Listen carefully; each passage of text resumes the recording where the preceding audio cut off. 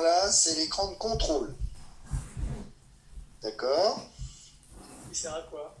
Ça te permet de voir ce que les gens à distance voient. Est-ce que vous pouvez... D'accord.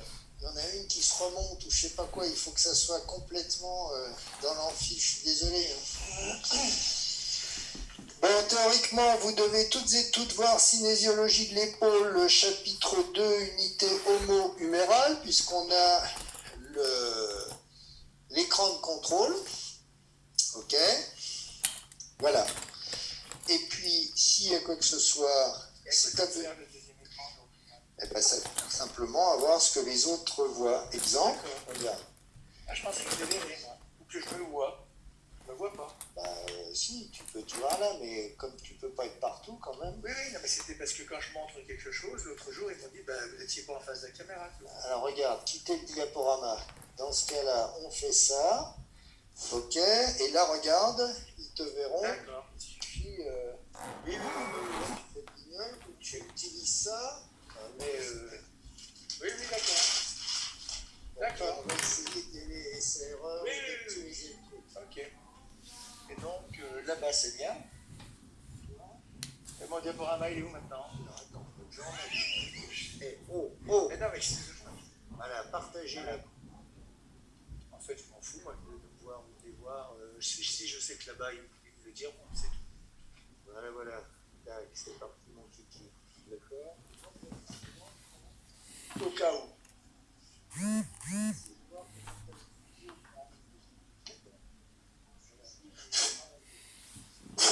Je peux enlever mon truc, moi, du coup, là. Hein? Bien. Alors, vous en avez bavé la semaine dernière? Non. Allô, oui? Oui, si, un peu. Un petit peu? Parce que c'était trop rapide? Non, j'ai pas été rapide la semaine dernière. Bon, écoutez. Donc, ils sont tous là, de l'autre côté, ils sont tous là. Et moi, je les entends ou pas, s'il y en a qui me parlent? Pour les questions. Oui, là, est-ce que vous nous entendez? Voilà, donc vous utilisez avec modération le micro, mais ça veut dire que... Mais je donne pas la parole, moi. Non, c'est automatique. D'accord, c'est automatique. Et s'il y en a un qui peut me parler, là? Bonjour, ça va? Ça va très bien. Bon, je m'excuse, hein, mais gentillesse quand même d'avoir un directeur extraordinaire, hein. Parce que moi, j'aime pas faire cours dans un amphi vide. Et puis, j'aime pas faire cours tout seul devant mon ordi. J'ai déjà tout essayé, hein, puis rien ne me va, quoi. Non, c'est pas simple pour vous. Bon, alors on passe donc sur la... Vous avez toujours pas commencé la natte? Membre sup? D'accord. Pour quelques minutes. Ah, d'accord. Parce que là, il y a une paire de chapitres, mais bon, je vous ai dit la semaine dernière, de toute façon, c'est jamais inutile de la revoir. Avec M. Grignon, vous faites de l'anatomie descriptive, moi je décris, mais succinctement, et vous retrouverez toute l'iconographie et tirée des bouquins que je vais vous remettre par honnêteté intellectuelle. Donc je vous rappelle qu'on a globalement au moins 6 chapitres. Le 7e, si on a le temps, biomécanique et physiopathologie, on est toujours borderline, mais souvent j'essaye de le faire pour montrer que pour la synésio n'a pas d'intérêt. La synésio, c'est bien par rapport à la pathologie, quoi. Puisqu'on a déterminé la semaine dernière que c'était la rééducation du mouvement et non pas la rééducation par le mouvement. La définition de Dolto de la kinésithérapie. Une définition possible. Voilà. Donc on est sur le deuxième, là, l'unité homo-humérale. Et puis on devrait terminer ça aujourd'hui, peut-être attaquer le 3, l'anatomie fonctionnelle des muscles de l'unité homo-humérale. Alors au niveau... Ça marche ça ou pas? On y va. Toc, voilà, oui. Donc là, par honnêteté intellectuelle, vous savez bien que ça n'apparaît pas sur chaque diapo, c'est trop de boulot pour moi, donc je vous les mets toujours en début. Donc ça n'a pas changé par rapport à la semaine dernière, hein. Vous avez toujours l'anatomie fonctionnelle de Dufour, je sais que vous travaillez avec. de Kapandji, pardon, mais celle de Dufour également. Vous avez l'anatomie, celle du four, et puis après vous avez en haut à droite le Bonnel, école Montpellier-Rennes. En dessous, quelqu'un qui est issu de l'école Montpellier-Rennes, qui avait lancé la Société française de rééducation de l'épaule. Donc on a quand même pas mal de références à cette société-là. Monsieur Gagé, et puis un bouquin que j'aime beaucoup, si un jour vous avez l'occasion de le voir, si vous vous passionnez pour l'épaule, c'est Biomécanique de l'épaule de la théorie à la pratique de Blémont et Taheri, là, celui-ci. Celui-ci est vraiment extraordinaire comme bouquin, et pas très vieux en fait, donc toutes les connaissances sont actuelles. Alors, on est donc sur la synésio avec l'unité homo-humérale. Je vous ai remis une diapo de la semaine dernière pour vous rappeler que l'épaule, on a défini la semaine dernière que c'était 5 articulations, 3 vraies, 2 fausses, qu'elles s'organisaient en 2 unités, l'unité homo-claviculaire, l'unité homo-humérale, et que au-delà de ça, on peut la considérer également comme un muscle, puisqu'il était son fonctionnement mettait en jeu 19 muscles en 25 couples de rotation. Et donc aujourd'hui, on voit la première unité avec l'unité homo-humérale. Et l'unité homo-humérale, je vous rappelle qu'elle est plus mobile que stable. Ici, unité homo-claviculaire avec la sternocostoclaviculaire, la chromioclaviculaire et l'espace de glissement scapulo-thoracique. C'est l'unité homo-humérale, elle est plus stable que mobile. Et par contre, l'unité homo-humérale, elle est plus mobile que stable, et c'est comme véritable articulation la cléno-humérale et comme espace de glissement la sous-deltoïdienne. Donc c'est ce qu'on va voir aujourd'hui. Alors la voici, la voilà. C'est un secret pour personne. Les 3/4 des gens pensent que l'épaule, souvent c'est ça, c'est la rotule. Alors que je vous ai dit la semaine dernière qu'on tapait très très large avec ce complexe de 5 articulations, voire le rachis cervical et le rachis dorsal. Alors quel est le modèle mécanique de cette articulation-là? C'est une énarthrose, vous connaissez ça bien maintenant. C'est comme l'articulation de la racine du membre supérieur, c'est une énarthrose. L'articulation à la racine du membre inférieur, c'est une énarthrose aussi. Donc vous savez que ça fonctionne autour de 3 axes, avec 3 degrés de liberté. Pardon. Et au niveau de la scapulo-humérale, ce qu'il faut retenir, c'est que dans le mouvement d'élévation, elle sera responsable, ou elle n'est responsable que de, ou elle sera responsable de 50% de la mobilité de l'épaule.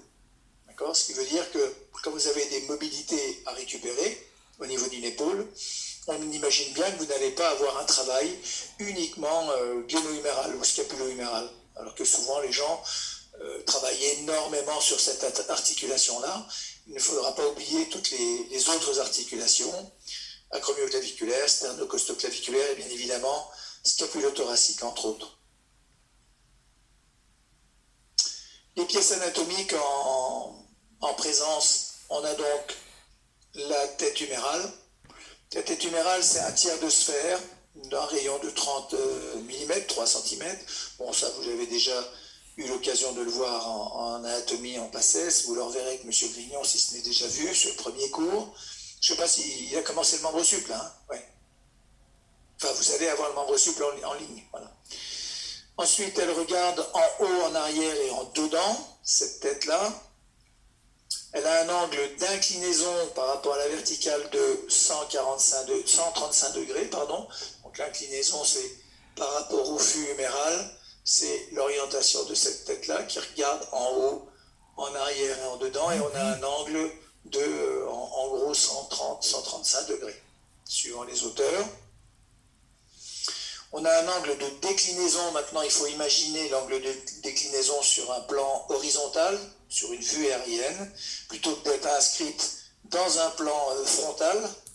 Comme l'orientation est vers le haut, le dedans et l'arrière, vous imaginez qu'il y a un angle de rétroversion. Et en fait, cet angle de déclinaison ou de rétroversion, il est de 30 degrés. La valeur angulaire. Qu'est-ce qu'on entend par valeur angulaire? C'est au niveau articulaire, le débattement, enfin la surface recouverte de cartilage qui va nous permettre un certain débattement. la valeur angulaire, elle est de 150 à 160 degrés. Et elle est plus découverte. Il y a une découverture de la tête plus large en avant. C'est-à-dire qu'on n'est pas complètement... c'est pas une articulation congruente comme la hanche. D'accord ? Elle est concordante, mais elle n'est pas congruente. Et on va avoir une découverte de la tête plus large en avant. Et ça va dépendre en grande partie à la fois de l'orientation de cette tête-là, et notamment de son angle de déclinaison, et puis également de l'angle que l'omoplate fera par rapport au plan frontal.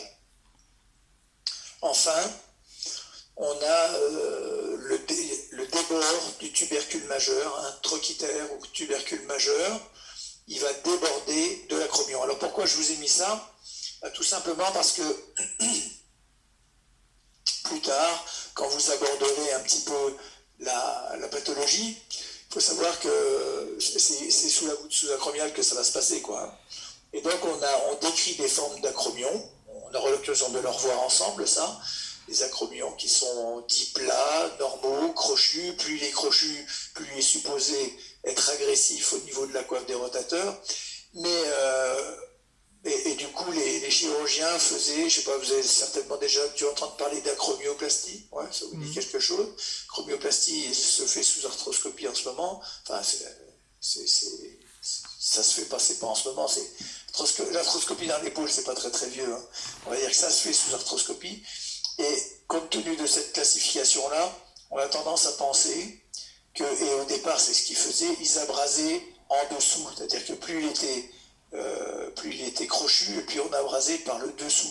Maintenant, on s'aperçoit que dans la littérature qui est fournie maintenant, que c'est la forme de l'acromion, il peut être soit large, soit court, et en fonction de cette forme d'acromion, eh bien, on va avoir des forces cooptatrices, donc nous, ça nous intéressera, qui vont être plus ou moins fortes, et du coup, la pathologie, il y aura une impaction sur la pathologie possible. D'accord ? Ce qui veut dire que les chirurgiens, maintenant, plutôt que de faire, enfin, même si ce n'est pas l'objet du jour, plutôt que de faire une acromioplastie en abrasant le dessous, ben maintenant, ils sont plutôt à abraser dessous et latéralement, souvent, latéralement. Encore, voilà, la littérature nous dit est-ce qu'il faut acromioplastie ou pas. À long terme, c'est pas forcément bien. Dis-moi.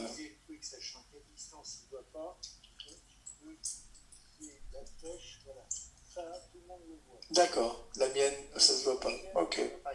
Oui. Ok. On va y arriver, n'inquiétez pas. Bon, enfin, en face, bien sûr, on va avoir la scapula au niveau de la glène. Donc la glène, eh bien, c'est un type sphéroïde non congruent et non concordant. Voilà, c'est cette petite... Ah merde. C'est cette petite... je ne sais pas où il est, ça truc là. Moi, je vois rien, moi. Ben, c'est-à-dire, il faut que je la trouve au départ. Une fois que je l'aurai, je sais pas où elle est. Pardon ? Faut que je regarde.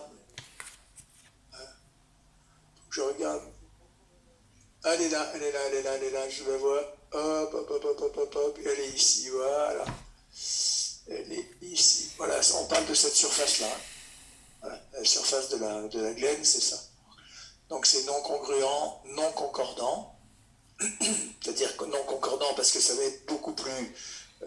c'est pas en rapport avec cette tête sphérique, hein, ce tiers de sphère, c'est pas du tout en rapport, donc c'est pas concordant, et puis c'est pas congruent, on est sur un membre suspendu, on l'a expliqué la semaine dernière. C'est recouvert de cartilage, bien évidemment, et puis ça regarde cette fois-ci vers le dehors, l'avant et faiblement en haut.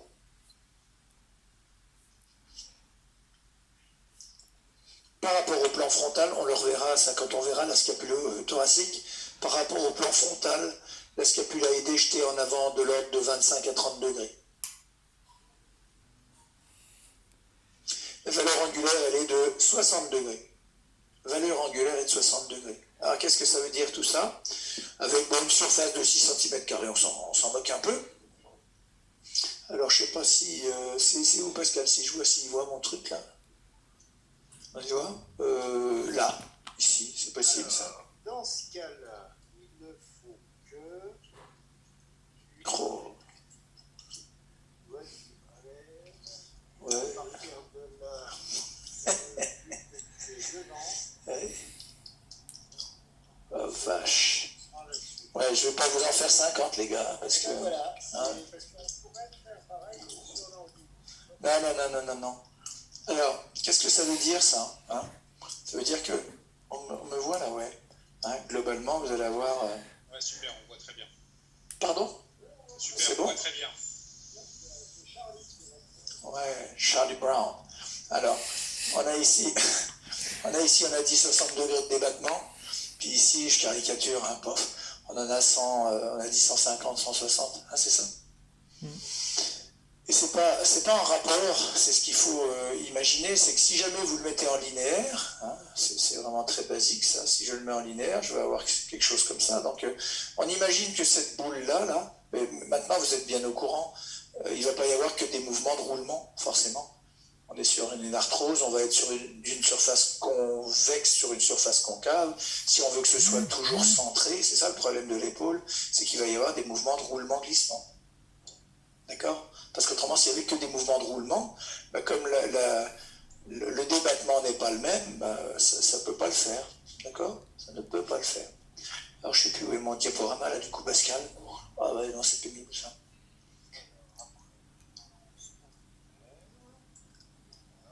Oh, putain. Ouais, c'est trop fort pour moi, ça. Ouais, si, un petit peu, quand même. Voilà. Ouais, pièce, toc, j'en suis là, voilà. Hein? D'accord. Ouais, je vais pas trop me prendre la tête avec ça. Hein? Alors, là, ce qu'il faut retenir sur les deux diapos qui viennent d'être diffusés, là, c'est l'orientation. Hein? La tête regarde vers le haut, l'arrière et le dedans, et puis la scapula regarde vers le dehors, l'avant est légèrement en hauteur. D'accord? C'est parce qu'elle est légèrement en hauteur qu'on a une tête qui est découverte, hein, comme on l'a dit tout à l'heure, qui est légèrement découverte. On a le labrum, voilà. Le labrum, c'est un fibrocartilage qui va s'interposer entre les deux. Il est large, volumineux, adhérent en zone inférieure et postérieure, très adhérent en zone inférieure et postérieure. On comprend pourquoi, hein, parce que comme c'est un membre suspendu, c'est plutôt en inférieur en postérieur qui va être très adhérent. Après, je ne dis pas qu'il n'est pas adhérent tout autour, hein, mais vous avez des auteurs qui décrivent des formes de labrum un petit peu, c'est comme c'est un fibrocartilage, hein, que c'est un ménisque, on peut comparer ça à un ménisque. On peut avoir des choses qui sont plus ou moins costauds après sur les autres zones. Il est plus réduit et libre en zone supérieure. Voilà. De toute façon, pourquoi il est plus réduit en zone supérieure? C'est parce que c'est lui qui va être soumis aux contraintes dans le mouvement d'élévation. Et il est d'autant plus adhérent en région antérieure que l'on se rapproche du pôle inférieur. Bon, ça revient un petit peu au même par rapport au fait de dire qu'il est adhérent en zone inférieure et postérieure. Ses rôles, quelles sont ses propriétés mécaniques? C'est un manchon labro-capsulo-ligamentaire qui va augmenter la stabilisation passive de la gléno-humérale et puis qui va contribuer au piston viscoélastique, c'est-à-dire qui va contribuer aux résistances, aux contraintes en traction. On va avoir à partir de là des pathologies du labrum. Alors, on sera peut-être amené ensemble à en discuter quand on fera l'épaule du sportif.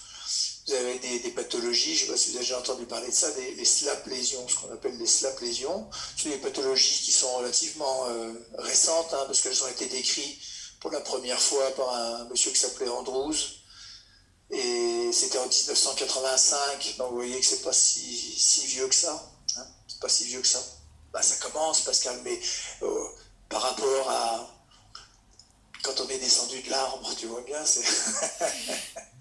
Non, c'est des pathologies, d'ailleurs souvent les gens, ceux qui font pas beaucoup d'épaules, vous leur parlez de slap lésion, ils ne savent même pas ce que ça veut dire, quoi. Hein. Alors que c'est très simple, hein. Le slap lésion, le S c'est supérieur, le L c'est labrum, Le A, c'est antérieur, le P, c'est postérieur. Et puis lésion, slap, lésion, en fait, ce sont des lésions du labrum en supérieur, antérieur, postérieur ou antérieur. On voit bien qu'il n'y a pas, ou quasiment pas, ou très peu, de lésions du labrum en inférieur. C'est cohérent avec ce qu'on vient de dire, puisqu'en inférieur, il est très adhérent, plus épais, plus large, tout ce que vous voulez. D'accord ? Voilà, les slap lésions, on les voit souvent dans l'épaule instable, chez le jeune et chez le sportif.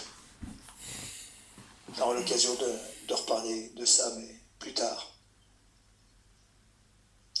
Donc, si on se résume, on va avoir, hein, ça vous reconnaissez bien, c'est du four.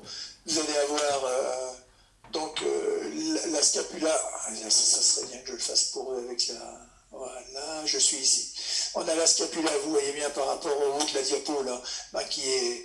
Les proportions ne sont pas complètement conservées, là, hein, mais qui est déjetée en avant, enfin qui regarde en avant, à l'extérieur, en dehors, et légèrement vers le haut.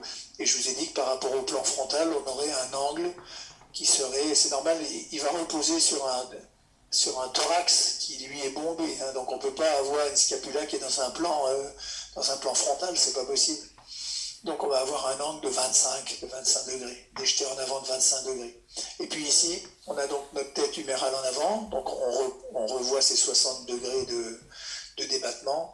On a notre tête sphérique, tiers de sphère, 3 cm de rayon, qui regarde vers le haut, le dedans et l'arrière, avec cet angle de déclinaison de l'ordre de 30 degrés. En fait, l'angle de déclinaison, on pourrait dire qu'il correspond presque à l'angle de projection de la scapula en avant. Hein. Et puis ici, l'angle d'inclinaison de 130 degrés ici. Voilà. Donc ça, c'est ce qu'on a vu. En avant, la petite tubérosité outroquin, en arrière, la grosse tubérosité outroquitaire, entre les deux, la tubérosité la gouttière intertubérositaire, dans laquelle va passer le long biceps. On a intercale ce fibrocartilage, le labrum, et puis en face, on a donc la glène. Hop là, putain, faut que je jongle avec 50 trucs. La congruence articulaire, on a dit qu'il n'y en avait pas, vous voyez bien.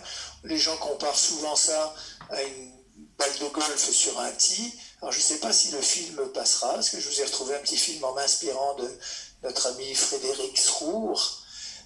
Je ne sais pas s'il passera, voilà.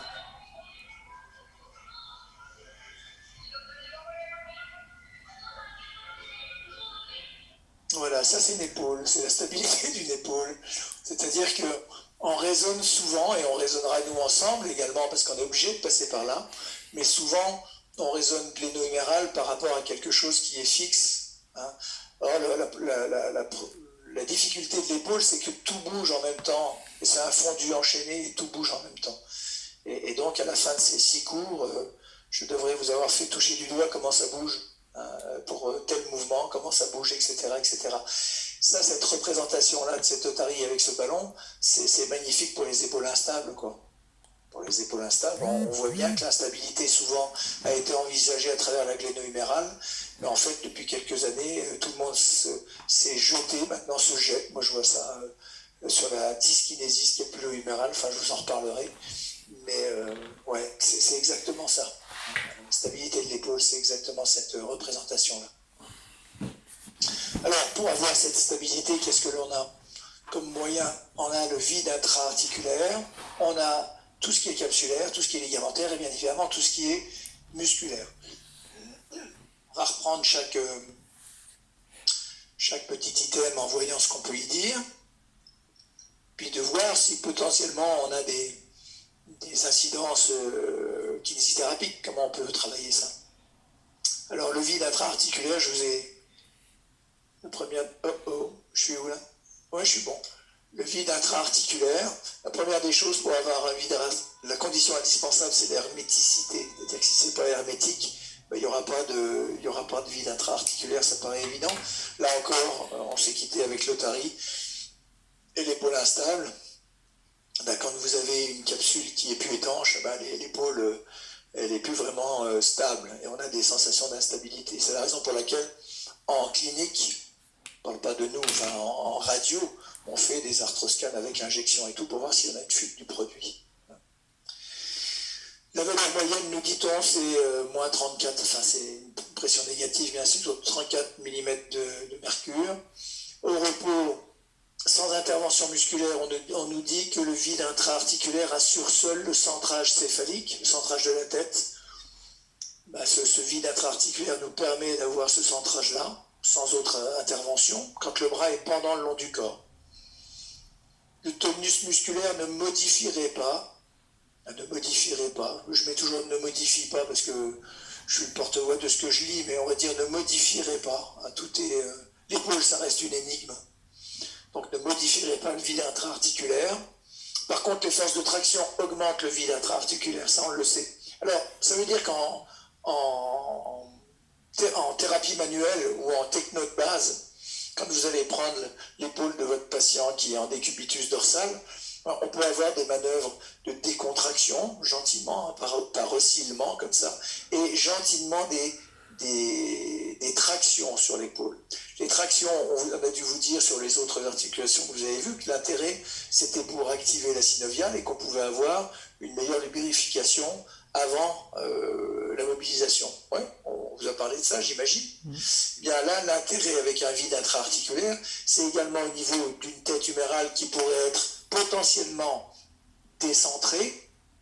Alors, ce terme-là, il faut l'utiliser vraiment, il ne faut pas y mettre n'importe quel concept derrière, mais si on a une tête qui n'est plus centrée, donc décentrée, on peut imaginer qu'en tractant dessus tranquillement, avec ce vide intra-articulaire qui va augmenter, mécaniquement, ça va nous recentrer passivement, bien sûr, mais ça va nous recentrer la tête.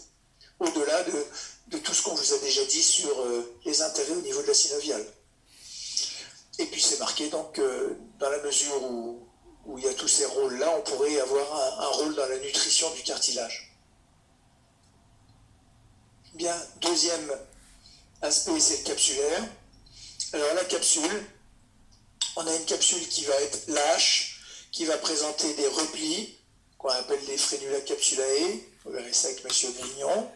Bon, jusqu'à maintenant, c'est pas que ça ne nous intéresse pas, c'est intéressant. Des fibres capsulo-ligamentaires, des capsulo-humérales, qui sont parallèles. Ça commence à être intéressant parce que on voit bien qu'elles vont se tendre sur les mouvements de rotation. C'est ce qui va limiter les mouvements de rotation en partie aussi. Et c'est ce qui fait que quand vous allez vouloir récupérer une mobilité en élévation, si j'ai une capsule qui est rétractée, ça ne sert à rien d'aller dans des amplitudes extrêmes et puis de tirer comme un sauvage dessus. Il faudra d'abord récupérer potentiellement les rotations. Parce que quand vous allez récupérer les rotations, même bras le long du corps, vous n'allez pas être dans des zones critiques au niveau de l'épaule. Et puis vous pouvez commencer à jouer sur le capsule ligamentaire en jouant sur les rotations. En plus, on a dit la semaine dernière que comme on était dans une énarthrose, à partir du moment où vous travaillez dans 2 degrés de liberté, il y a un 3e degré automatique, et il nous faut notamment de la rotation externe. Pas de rotation externe, je vous ai dit la semaine dernière, pas d'élévation. Le salut est dans la rotation externe. Ce qui veut dire que avant de vouloir récupérer des amplitudes hautes, par exemple, la première des choses, ça va être d'essayer de récupérer les rotations.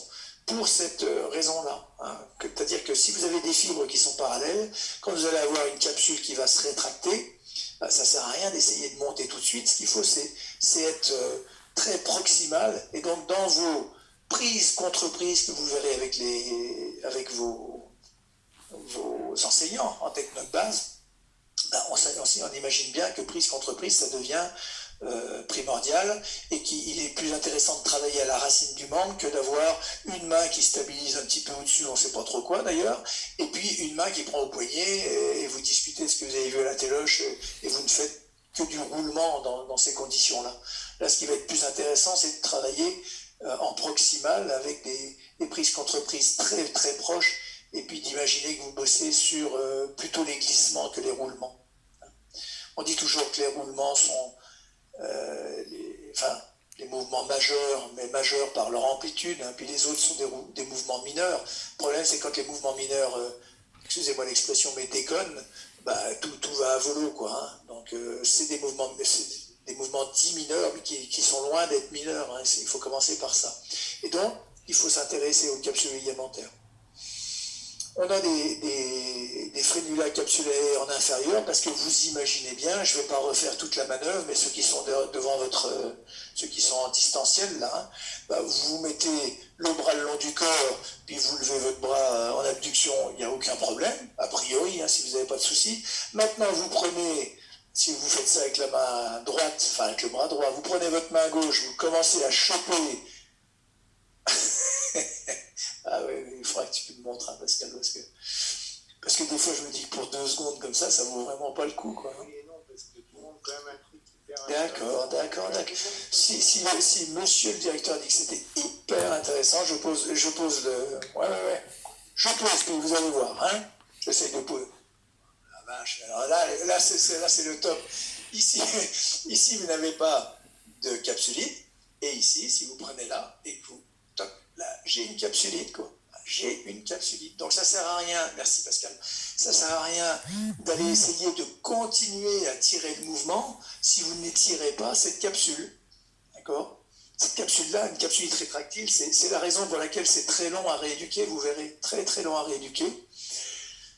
Parce que ça peut s'épaissir, mais dans des conditions énormes, hein, énormes. J'ai une de mes collègues, c'est Christelle, ma petite blonde, qui a été faire une immersion il y a 4-5 ans maintenant avec des chirurgiens pour voir une intervention et tout, d'épaule. Elle a discuté avec un des chirurgiens de Nancy dont je tairai le nom, mais il lui a dit que quand ils avaient des capsulites majeures et qu'ils étaient obligés d'y aller, ils y allaient pas avec la grosse artillerie, enfin, ils y allaient sur la pointe des pieds parce qu'ils étaient de temps en temps à la limite de péter un scalpel. Donc je ne sais pas si vous voyez si vous avez déjà vu un scalpel, c'est balèze par rapport à une membrane. On imagine que... Mais non, c'est dur. Hein. Enfin, vous avez vraiment des rétractions capsules ligamentaires, vous avez un arrêt dur. On a dû vous parler d'arrêt dur. Là, dans une épaule, vous pouvez le sentir. Hein. Quelqu'un qui a une véritable capsulite, il faut y aller. Faut y aller. Bon, quoi d'autre sur la capsule? Les fibres parallèles, on l'a dit. Et donc un serrage capsule ligamentaire dans les mouvements tridimensionnels. C'est-à-dire que ça va concourir à la stabilité. Si vous avez quelque chose qui est très lâche, à partir du moment où on imagine que sur les amplitudes hautes, il nous faut des rotations automatiques, il y aura des rotations. Ces rotations-là vont tendre ces fibres qui sont parallèles et ça va concourir à la stabilité de la tête.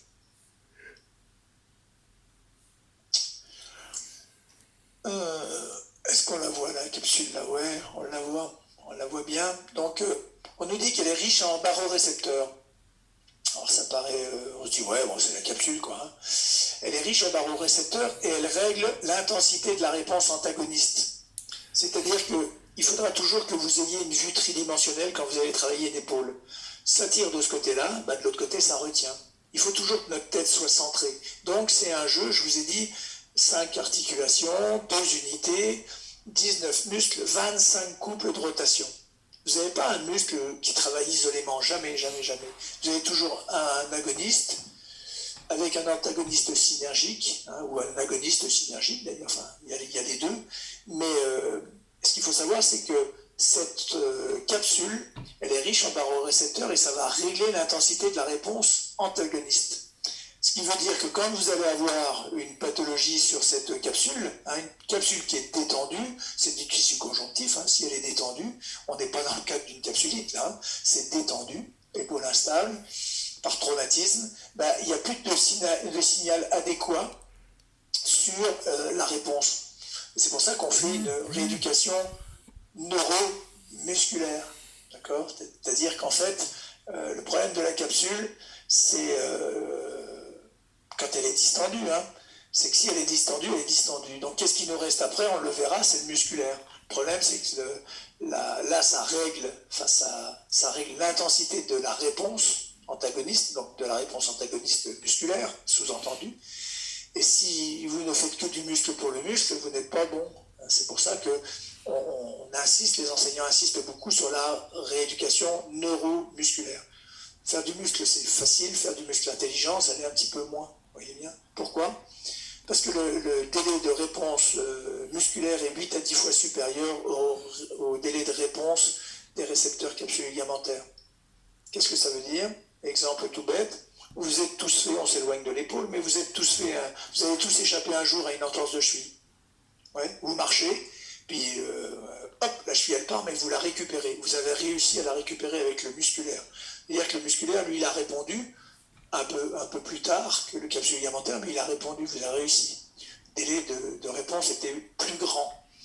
Quand vous êtes fatigué ou qu'il y a une plus grande vélocité, etc., vous n'êtes pas préparé à ce stress-là, ben, l'entorse, vous la faites. D'accord ? Parce que le musculaire intervient toujours après. Donc, qu'est-ce qu'on fait dans la rééducation neuromusculaire ? On fait du muscle, mais on la remet d'une situation la moins stressante vers la situation la plus stressante qui a créé le traumatisme. Vous voyez pourquoi ? Bon, au niveau